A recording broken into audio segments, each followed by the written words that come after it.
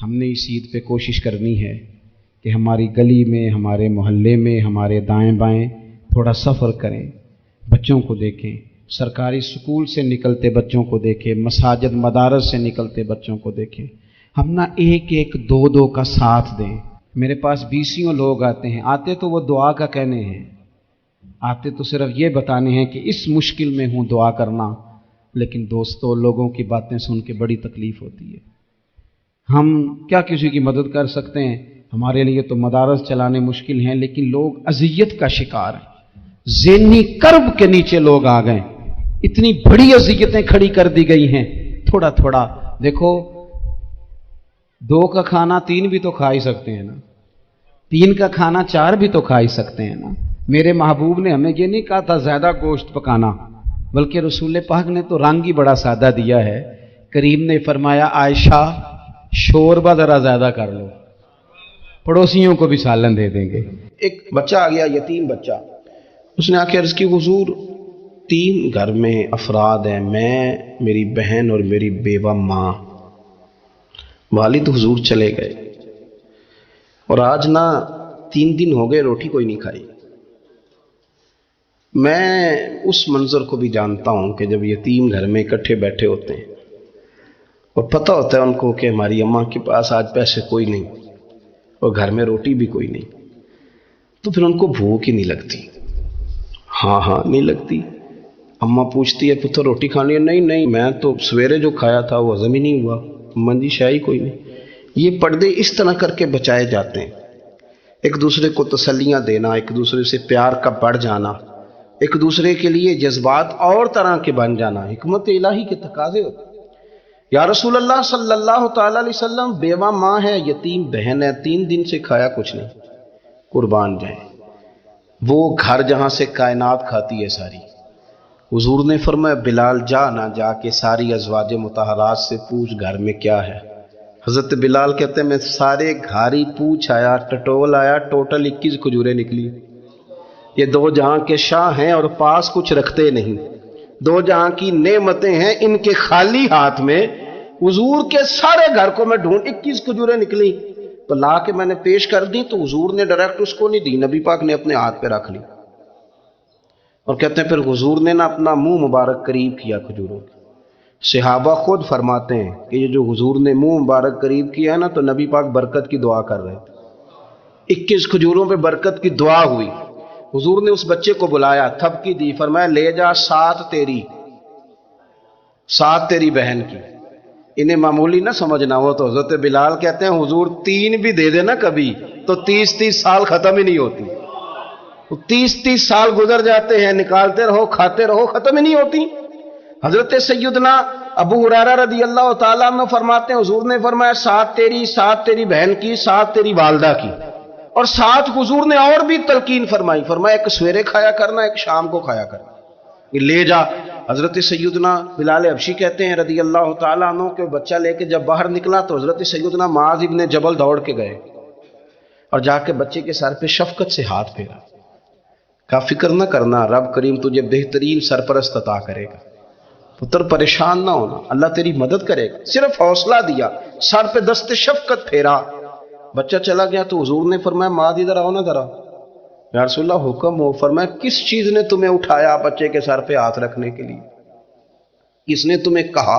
کس چیز نے تمہیں اٹھایا جو تم بچے تک پہنچ گئے؟ عرض کی یا رسول اللہ وہ جو میرے دل میں اللہ نے یتیم کے لیے رحمت رکھی ہے نا، اس نے مجھے اٹھایا تھا، اور میں نے جا کے اس کے سر پہ دست شفقت پھیرا۔ تو حضور فرمانے لگے سن پھر، جو کسی یتیم کے سر پہ خالی ہاتھ بھی پھیر دے، جتنے بال اس کے ہاتھ کے نیچے آئیں گے نا، رب اتنی خطائیں معاف کرے گا، اتنی نیکیاں دے گا، اتنے درجے اس کے بلند کر دے گا۔ خالی دست شفقت ہی پھیر دے، دینا دلانا تو بعد کی بات ہے، اس کا خیال رکھنا۔ تو یہ جو ہمارے مدارس ہیں نا، میں اکثر بچے غریب ہوتے ہیں، لیکن کچھ بچے تگڑے گھروں کے بھی ہوتے ہیں، مالدار گھروں کے بھی ہوتے ہیں۔ اس میں اگر کوئی ایسا بچہ آ بھی جاتا ہے نا جو یتیم ہے، کمزور ہے، تو وہ اپنے آپ کو محسوس نہیں کرتا کمزور، کیونکہ وہ یہ نہیں سمجھتا کہ میں یتیم خانے میں آیا ہوں۔ اس کے ذہن میں مائنڈ سیٹ یہ ہوتا ہے کہ میں مدرسے میں آیا ہوں اور میں پڑھنے کے لیے آیا ہوں، اور چونکہ وہ کچھ وزادار بچے، مالدار بچوں کے ساتھ وقت گزارتا ہے، اسی دسترخوان پہ بیٹھ کے کھاتا ہے، उसी क्लास में सबके साथ बैठ के पढ़ता है तो उसकी इज्जत नफ्स मजरूह होने की बजाय ताकत पकड़ती। वो बराबरी की सतह पे जब आता है तो उसे महसूस होता है कि मुझे इज्जत दी जा रही। इसलिए मदारस इस्लामिया मेरी नजर सबसे मजबूत जगह है जहां मसाकीन की, यतीमों की, गरीबों की सही मानों में किफालत भी होती है, तालीम भी होती है। हजरत अब्दुल्ला इब्ने मसूद रदी अल्लाह तआला अन्हु से जब किसी ने पूछा था कि बड़ा आलिम कौन होता है, तो आप फरमाने लगे जो रब से ज्यादा डरे वो बड़ा आलिम है। और दलील उन्होंने ये दी कि अल्लाह करीम ने कुरान मजीद में फरमाया है कि इन्नमा यख्शल्लाह मिन इबादिहिल उलमा, अल्लाह के बंदों में से जो आलिम हैं वो रब से डरते हैं। तो दीनी तालीम, उसकी मालूमात हासिल करने की कोशिश करें, सही करें। कुरान मजीद की एक आयत करीमा का कुछ हिस्सा जो मैंने तिलावत किया, उसमें अल्लाह करीम ने फरमाया अपने महबूब से, कहा वकुर रब्बि ज़िदनी इल्मा, ए महबूब आप मेरी बारगाह में ये दुआ मांगें, आप ये अर्ज़ करें कि ए रब मेरे इल्म में इजाफा कर दे, ए मालिक मेरे इल्म में इजाफा कर दे। बहुत सारी चीज़ें ऐसी होती हैं जिनकी ज़्यादती ठीक नहीं होती, वो ज़्यादा हो जाए तो नुकसान करती हैं। लेकिन इल्म एक ऐसी चीज़ है कि जिसके बारे में रब करीम ने कहा कि महबूब आप दुआ मांगें कि आपको ज़्यादा इल्म दिया जाए। और फिर इल्म एक ऐसी चीज़ है कि कोई भी आदमी ये दावा ना करे कि मैंने अब बड़ा हासिल कर लिया है, मेरी अब तकमील हो गई है, मैं अब मुकम्मल हो गया हूँ। जिनको अल्लाह ने गैब के ख़जानों की कुंजियाँ दी हैं ना, उनसे भी रब करीम ने कहा है कि महबूब आप दुआ करें कि मालिक मेरे इल्म में इजाफा कर दे। तो जब वहां तक ये बात है तो फिर आम आदमी को भी चाहिए कि वो अपनी मालूमात में इजाफे का शौक पैदा करे। और तीसरी बात ये कि जो हुजूर के इल्म शरीफ पर बात करते हैं वो भी इस आयत से सीखें कि हुजूर का इल्म तो हर रोज रब उसमें इजाफा फरमा रहा है, तो हर रोज इजाफा हो रहा है। वलल आखिरतु खैरुल लका मिनल ऊला, हर रोज तरक्की हो रही है हुजूर के इल्म शरीफ की भी।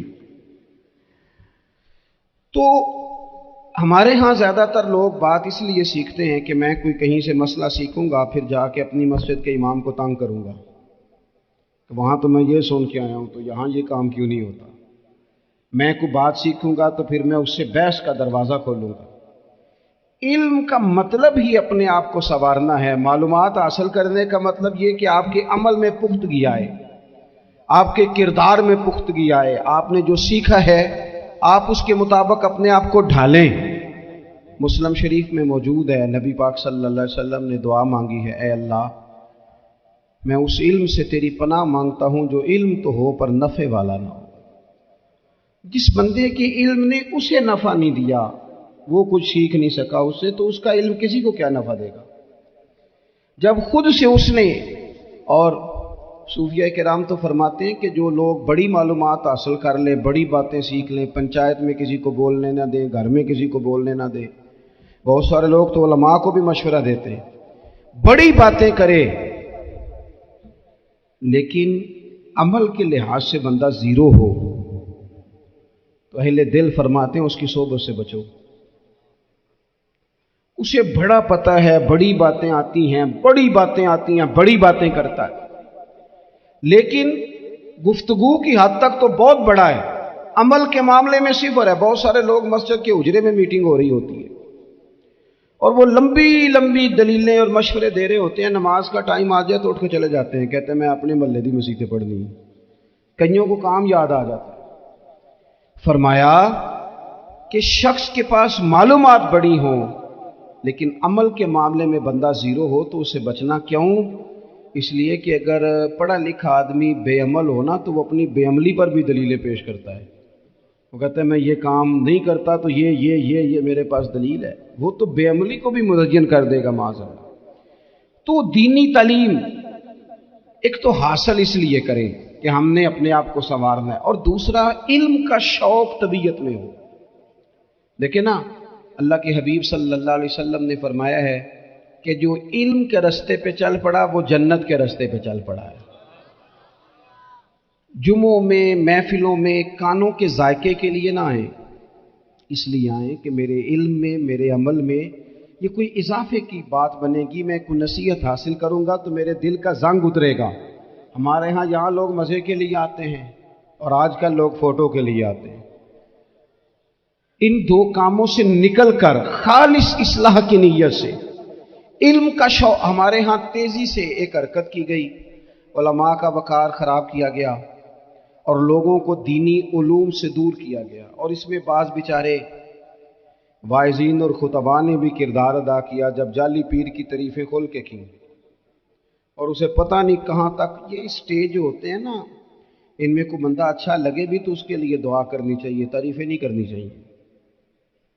تعریفیں اس کا کوئی فائدہ نہیں ہے، اس بندے کو تو دعا کا فائدہ ہے، اگر آپ کو اچھا لگ رہا ہے تو اسے دعا دے، اس سے زیادہ کچھ نہیں کرے۔ اور ہمارے ہاں جناب وہ نقیب محفل بیچارے کی شامت آ جاتی ہے اگر تعریفیں تھوڑی کرے تو کہتے ہیں انہوں تو نام ہی نہیں لینا ہوں، وہ بھائی اس کے نام لینے سے آپ کا قد اونچا ہوتا ہے۔ تو علم اور عالم، ان دونوں چیزوں سے قوم کو دور کیا گیا۔ دینی تعلیمات کا فقدان ہے، جو میٹرک تک لوگ 60-70 کتابیں پڑھ جاتے ہیں انہیں بھی قرآن پاک ٹھیک سے نہیں پڑھنا آتا، دور کیا گیا۔ آپ مجھے بتائیے، چلیں ایک مسجد ہی آپ دیکھ لیں، اس مسجد کے اندر اگر ایک طرف ایک عالم دین مشکات شریف کھول کے بیٹھے ہوں، حدیث پاک کا درس ہو رہا ہے، یا بحر شریعت کھول کے بیٹھے ہیں، فقہی مسائل بیان کی، اور اسی مسجد میں ایک بابا جی جبہ پہن کے تگڑا سا بڑی سی پگڑی باندھ کے اور 500 دانے والی تسبیح لے کے بیٹھے ہیں، اب ایک بندہ اندر آتا ہے تو وہ کدھر جائے گا، عالم کی طرف کہ بابا جی کی طرف؟ وہ کیوں جا رہا ہے بھلا بابا جی کی طرف؟ وہ اس لیے کہ ہم نے اسے یہ بتایا ہی نہیں کہ جس طرح سبحان اللہ سبحان اللہ سبحان اللہ پڑھنا عبادت ہے نا، اسی طرح دارابا پڑھنا بھی عبادت ہے۔ اسے ہم نے بتایا نہیں کہ جب تک علم کے راستے میں رہنا بھی عبادت ہے، جب تک اسے یہ سمجھ نہیں نہ آئے گی کہ جس طرح وظائف کی کتاب پڑھنا عبادت ہے اسی طرح مشکات شریف پڑھنا بھی عبادت ہے، حدیث بخاری کا درس لینا بھی عبادت ہے، مسلم شریف کی احادیث پر اپنے اساتذہ سے بیٹھ کر دروس پانا بھی عبادت ہے۔ جب تک یہ پورا مزاج دیکھیں نا، نبی پاک صلی اللہ علیہ وسلم نے فرمایا رات کی ایک گھڑی بھر دین سیکھ لینا ساری رات نفل پڑھنے سے بہتر ہے۔ اب ہمیں سمجھنا چاہیے کہ کتاب پڑھ کے بھی بندہ رب رسول تک پہنچ سکتا ہے، کتاب و سنت رستہ آسان کرتے ہیں، لیکن ہمارے ہاں کیا مزاج دیا گیا ہے، بابا جی کے پاس چلو، ضرور جائیں بابا جی اگر نیک ہیں تو منع کوئی نہیں کر رہا، لیکن جو سوچ ہمیں حضور نے دی ہے ہم نے اسی سوچ کے مطابق اپنے معاملات کو ترتیب دینا ہے نا۔ اب ایک بات میں نے آپ سے پوچھی اور آپ نے کہا قوم ساری بابا جی کی طرف جائے گی، حدیث پاک کس طرح ہے؟ اللہ کے محبوب مسجد شریف میں تشریف لائے، دونوں جانب لوگوں کے حلقے بنے ہوئے ہیں، لوگ بیٹھے ہوئے ہیں، ایک حلقے میں لوگ اللہ کی یاد کر رہے ہیں، ذکر ہو رہا ہے، ایک حلقے میں بیٹھ کے ایک عالم کتاب و سنت کا درس دے رہے ہیں، ایک صحابی اور باقی سن رہے ہیں۔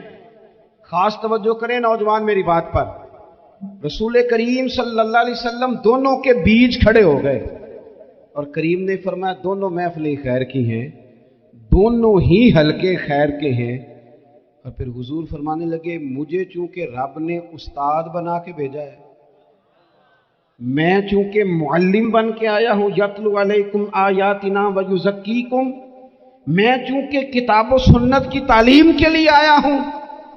یہ لفظ کہتے کہتے حضور اس جماعت میں بیٹھ گئے جو دین پڑھ اور پڑھا رہی تھی، حضور وہاں بیٹھے جہاں بات دین کی ہو رہی، جہاں لوگوں کو اللہ رسول کی بات بتائی جا رہی۔ تو جمعے میں وقت پہ آئیں، اپنی دینی معلومات مضبوط کریں اور